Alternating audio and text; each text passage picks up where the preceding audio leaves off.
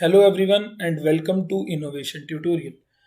In our today's video, we will be covering the topic elimination method of the chapter pair of linear equation in two variables. So, first of all, we will be doing the steps involved for solving pair of linear equations using elimination method. So, देखो सबसे जो पहला step है किसी भी pair of linear equations में, pair का मतलब है कि दो लीनियर इक्वेशंस देखेंगे कि उनके जो वेरिएबल्स हैं, दो वेरिएबल्स होंगे, एक एक्स ले लेते हैं एक वाई ले लेते हैं, कि उन दोनों वेरिएबल्स में किसी भी एक का जो कॉफिशिएंट है वो बराबर तो नहीं है। यानी कि दोनों इक्वेशंस में हम देख लेते हैं कि अगर एक्स को ही मान लेते हैं कि एक्स का कॉफिशिएंट अगर तो इक्वल है तो हमें फर्स्ट स्टेप में कुछ भी करने की ज़रूरत नहीं है। लेकिन अगर उसमें दोनों वेरिएबल्स ऐसे हैं कि जो कॉफिशिएंट है वो दोनों की दोनों इक्वेशंस में अलग अलग हैं, तो हमें जो सबसे पहला स्टेप करना पड़ेगा कि जो दोनों के कॉफिशिएंट हैं उनको इक्वल करना पड़ेगा। अब उनको इक्वल करने के लिए हम एक सिंपल चीज़ करेंगे कि जो समझ लेते हैं कि हमने एक्स का जो कॉफिशिएंट है उसको इक्वल करना है। तो x के कॉफिशिएंट को इक्वल करने के लिए हम जो दूसरी इक्वेशन में जो x का कॉफिशिएंट है उसको पहली इक्वेशन के साथ मल्टीप्लाई कर देंगे, और जो पहली इक्वेशन में x का कॉफिशिएंट है उसको दूसरी इक्वेशन के साथ मल्टीप्लाई कर देंगे। इससे क्या होगा कि हमारी जो दोनों इक्वेशंस हैं उनके जो कॉफिशिएंट्स होंगे x के वो न्यूमेरिकली इक्वल हो जाएंगे। अगर हम y का लेंगे तो y के न्यूमेरिकली इक्वल हो जाएंगे। फिर जो दूसरा स्टेप आएगा उसमें हम क्या करेंगे, दोनों इक्वेशंस को डिपेंडिंग अपॉन कि किस तरीके से उनका जो कॉफिशिएंट हमने इक्वल किया है वो कट हो जाता है, वो एलिमिनेट हो जाता है, उस हिसाब से इक्वेशंस को ऐड या सब्ट्रैक्ट करेंगे। उसके बाद क्या होगा, हमारे पास जो इक्वेशन है वो सिर्फ एक वेरिएबल में बच जाएगी। अगर हमने x को एलिमिनेट किया तो y की फॉर्म में बच जाएगी, और अगर हमने y को एलिमिनेट किया है तो x की फॉर्म में बच जाएगी। तो जब वो इक्वेशन बच जाएगी, किसी एक फॉर्म में बच गई, तो उसको हम वन वेरिएबल में सॉल्व कर लेंगे, जिस तरीके से हमने अपनी प्रीवियस क्लासेस में सॉल्व किया है linear equation in one variable को।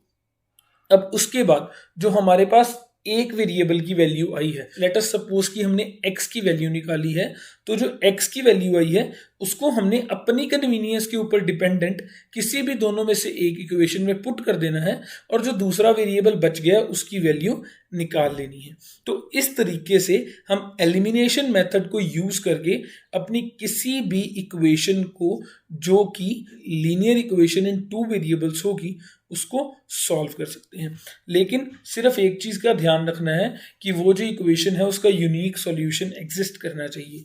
ये ना हो कि उसके इनफाइनाइटली मैनी सॉल्यूशंस हो या फिर उस इक्वेशन का कोई भी सॉल्यूशन ना हो। तो इसलिए ये जो मेथड है, ये जितने भी सॉल्यूशन के मेथड्स हैं जिससे हम पेयर ऑफ लीनियर इक्वेशंस को सॉल्व करते हैं, हमें सबसे पहले ये देखना पड़ता है कि वो जो इक्वेशन है उनका यूनिक सॉल्यूशन एग्जिस्ट करना चाहिए। तो जो हमारी एग्जाम्पल नंबर फर्स्ट है वो है 2x + 3y = 8 and 4x + 8y = 10।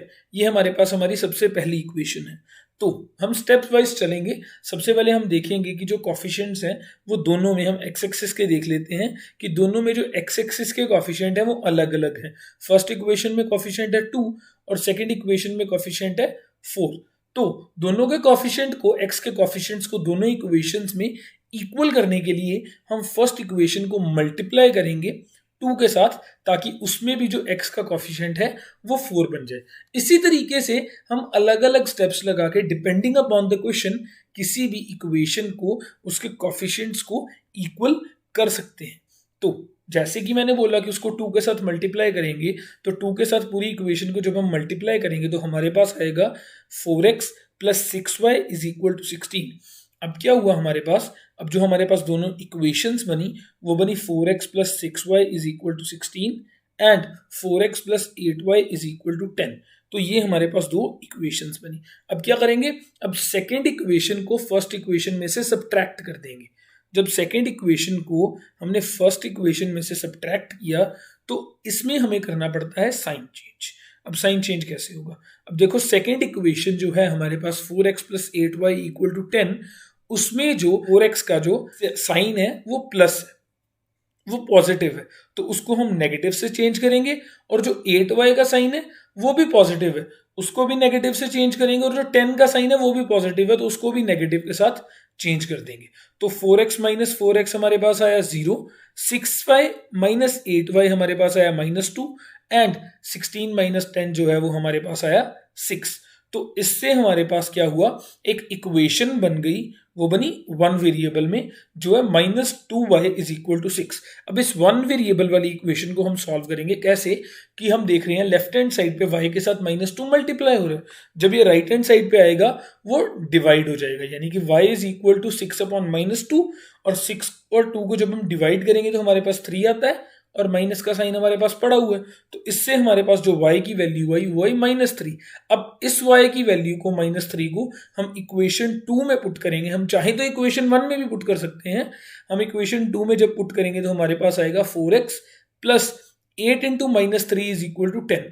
तो जब 8 को -3 के साथ मल्टीप्लाई किया तो हमारे पास -24 आया, यानी कि 4x minus 24 is equal to 10, यानी कि 4x is equal to 10 plus 24 which is equal to 34। तो हमारे पास यहाँ से x की वैल्यू आई 34 divided by 4 which is equal to 17/2। तो हमारे पास जो इक्वेशन आई उसका सॉल्यूशन आया x equal to 17/2 and y equal to -3। इसी तरीके से हम एलिमिनेशन मेथड लगा के किसी भी तरह की इक्वेशन को जिसका यूनिक सोल्यूशन एग्जिस्ट करता है उसको सॉल्व कर सकते हैं। तो हम अपनी एग्जांपल 2 की तरफ बढ़ते हैं, जो हमारे पास एक फ्रैक्शनल फॉर्म में दी हुई है इक्वेशन। हमारी जो इक्वेशन है वो है x/2 plus 2y/3 is equal to -1, और जो सेकेंड इक्वेशन है वो है x minus y/3 is equal to 3। अब सबसे पहले जो हमारा काम है इसको सिंप्लीफाई करना, इसको एक सिंपल फॉर्म में लेके आना। तो उसके लिए हम क्या करेंगे, एलसीएम लेंगे 2 और 3 का, जो हमारे पास 6 आता है। फिर 2 3 is 6, 3 multiply by x is 3x, 3 2 is 6 and 2 multiply by 2 is 4। तो आया 3x plus 4y upon 6 is equal to -1।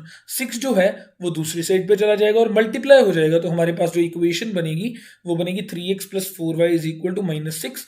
इसको हमने थर्ड इक्वेशन बोल दिया। तो इक्वेशन 2 हमारे पास कुछ इस तरह से आई। इसमें जो था एलसीएम आया 3, तो 3 को जब x के साथ मल्टीप्लाई किया तो 3x minus y is equal to 3। 3 को जब हम राइट हैंड साइड पे ले जाएंगे तो हमारे पास जो फोर्थ इक्वेशन बनेगी वो बनेगी 3x minus 4y is equal to 9। तो इस तरीके से हमारे पास जो नई दो इक्वेशंस बनी वो बनी 3x plus 4y is equal to -6 and 3x minus y is equal to 9। अब इसी तरीके से हम फिर से इसको सब्ट्रैक्ट करेंगे इक्वेशन 4 को इक्वेशन 3 से। आप चाहो तो इक्वेशन 3 को इक्वेशन 4 में से भी सब्ट्रैक्ट कर सकते हो, it totally depends upon your choice. तो जब हमने सब्ट्रैक्ट किया तो हमारे पास देखो 3x का जो साइन था वो पॉजिटिव था तो वो नेगेटिव बन गया, y का साइन नेगेटिव था तो वो पॉजिटिव बन गया, 9 का साइन पॉजिटिव था वो नेगेटिव बन गया। जब 3x माइनस 3x किया तो 0, 4y plus y 5y minus 6 minus 9 minus 15। तो इस तरीके से हमारे पास फिर से linear equation in one variable बन गई और y के साथ 5 मल्टीप्लाई हो रहा है। जब इक्वल्स टू की दूसरी साइड पे आएगा, यानी कि जब लेफ्ट हैंड साइड से राइट हैंड साइड की तरफ आएगा तो साइन चेंज होकर डिवीजन का बन जाएगा। तो y इक्वल टू आ गया -15 divided by 5 which is equal to -3। तो अब हम इस y की वैल्यू को जो कि -3 आई है उसको इक्वेशन 3 में पुट कर देंगे। अगर आप चाहो तो इक्वेशन 4 में भी पुट कर सकते हो, नो प्रॉब्लम। तो जब पुट किया तो हमारे पास आया 3x plus 4 into -3 is equal to -6। तो इससे हमारे पास बना 3x minus 12 is equal to -6। 3x is equal to -6 plus 12 which is equal to 6 और x की वैल्यू आई 6 divided by 3 which is equal to 2। तो हमारे पास इस इक्वेशन का सॉल्यूशन बना y equal to -3 and x equal to 2। आप चाहो तो इन इक्वेशंस के सॉल्यूशंस को वापस से दोनों इक्वेशंस पे पुट करके अगर वो सेटिस्फाई कर रहे हैं तो हमें पता चल जाएगा कि हमारी जो इक्वेशंस है वो करेक्ट है। तो हमारे पास सॉल्यूशन आ गया x equal to 2 and y equal to -3। अब हम इससे रिलेटेड एक स्टेटमेंट प्रॉब्लम करेंगे, तो वो इस तरह है कि if we add 1 to the numerator and subtract 1 from the denominator a fraction reduces to 1। उन्होंने बोला है कि एक फ्रैक्शन है, जब हम उसके न्यूमिनेटर में 1 ऐड कर देते हैं और डिनोमिनेटर में से 1 सब्ट्रैक्ट कर देते हैं तो हमारे पास जो फ्रैक्शन है वो रिड्यूस हो जाती है 1 में, यानी कि जो फ्रैक्शन है वो 1 बन जाती है।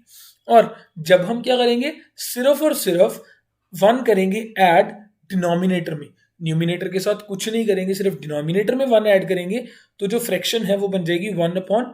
उन्होंने बोला है हमें फ्रैक्शन निकालने के लिए। अब देखो जो फ्रैक्शन है वो फॉर्म में होती है p/q, तो हमने लेट कर लिया कि जो फ्रैक्शन है वो x/y की फॉर्म में है। तो जब x/y की फॉर्म में लेट की तो अकॉर्डिंग टू द क्वेश्चन जो हमारे पास फर्स्ट सिचुएशन है हमने न्यूमिनेटर में एक ऐड किया और डिनोमिनेटर में से 1 सब्ट्रैक्ट किया, तो हमारे पास जो फ्रैक्शन बनी वो 1 बनी, यानी कि x plus y divided by y minus 1 is equal to 1। तो जब हम इसको क्रॉस मल्टीप्लाई करेंगे तो हमारे पास आएगा x plus 1 is equal to 1 multiplied by y minus 1 which is equal to y minus 1। तो जब हम y माइनस 1 को इक्वल्स टू की दूसरी साइड पे लेके आए तो y का साइन पॉजिटिव था वो नेगेटिव बन गया और 1 का साइन नेगेटिव था वो पॉजिटिव बन गया। तो हमारे पास जो इक्वेशन बनी वो बनी x minus y plus 2 is equal to 0, या हम बोल सकते हैं x minus Y is equal to minus 2। इसको हमने इक्वेशन नंबर 1 बोल दिया। तो अब जो सेकेंड सिचुएशन है उसके अकॉर्डिंगली हमने न्यूमिनेटर के साथ कुछ नहीं किया और डिनोमिनेटर में हमने 1 को ऐड कर दिया, तो हमारे पास आ गया x divided by y plus 1 is equal to 1/2। Question के अकॉर्डिंगली हमारे पास 1/2 बनना चाहिए था, तो हमने इसको क्रॉस मल्टीप्लाई किया तो हमारे पास आया 2 multiplied with x is equal to y plus 1। अब y प्लस 1 को हम दूसरी साइड पे लेके आएंगे इक्वल्स टू की, तो हमारे पास बनेगा 2x minus Y is equal to 1। ये हमारे पास बनी हमारी सेकेंड इक्वेशन। तो हमारी जो दो इक्वेशंस थी वो कुछ इस तरह बनी, x minus Y is equal to minus 2 and 2x minus Y is equal to 1। अब हम क्या करेंगे, फिर से एलिमिनेशन मेथड के अकॉर्डिंगली देखेंगे, इनके जो कोफिशिएंट हैं वो सेम नहीं है। देखो y के हैं x के नहीं है, हम चाहे तो y की फॉर्म में सॉल्व कर सकते हैं, नो प्रॉब्लम, लेकिन हम x की फॉर्म में सॉल्व करेंगे, इसलिए हम फर्स्ट इक्वेशन को 2 के साथ मल्टीप्लाई कर देंगे। फर्स्ट इक्वेशन को जब हमने 2 के साथ मल्टीप्लाई किया तो हमारे पास बना 2 multiply by x minus Y is equal to minus 2, तो हमारे पास इक्वेशन बन गई 2x minus 2y is equal to minus 4। मैं फिर से बोल रहा हूँ, आप दोनों इक्वेशंस को y की फॉर्म में भी सॉल्व कर सकते हो डिपेंडिंग अपॉन यू। मैं इसको x की फॉर्म में सॉल्व कर रहा हूँ, तो हमारे पास जो इक्वेशंस बनी दोनों वो बनी 2x minus 2y is equal to minus 4 और 2x minus Y is equal to 1। अब देखिए 2x के साथ जो है वो साइन प्लस का है तो वो माइनस बन गया, y के साथ जो साइन था वो माइनस का तो वो प्लस बन गया, 1 के साथ जो साइन था वो प्लस का तो वो माइनस बन गया, 2x के साथ 2x कैंसिल हो गया, minus 2y plus Y, minus Y क्योंकि बड़े का साइन नेगेटिव का है, माइनस 4 माइनस 1 माइनस 5। तो हमारे पास माइनस और माइनस कैंसिल हो गए तो y की जो वैल्यू है वो हमारे पास बनी 5। अब इस y की वैल्यू को जो 5 आई है उसको हम इक्वेशन 1 में पुट कर देंगे, आप चाहो तो इक्वेशन 2 में भी पुट कर सकते हो। तो हमारे पास बना 2x minus 5 is equal to 1। तो इस तरीके से हमारे पास 2x की वैल्यू बनी 1 plus 5 which is equal to 6, यानी कि x की वैल्यू बनी 6/2 विच इज इक्वल टू 3। तो हमारे पास जो फ्रैक्शन बनी x/y which is equal to 3/5। अब क्वेश्चन के अकॉर्डिंगली अगर आप 3 में 1 प्लस करते हो तो 4 बनता है और 5 में 1 माइनस करते हो तो 4 बनता है, 4/4 1, कंडीशन सेटिस्फाइड। तो इस तरीके से आप किसी भी इक्वेशन का सॉल्यूशन निकाल सकते हो। अगर आपको आज की मेरी वीडियो जो है वो पसंद आई है तो आप इस चैनल को सब्सक्राइब कर सकते हो, इस वीडियो को लाइक कीजिए और अपने दोस्तों के साथ शेयर कीजिए ताकि सभी को इसका बेनिफिट मिल सके। Thank you for watching, stay tuned,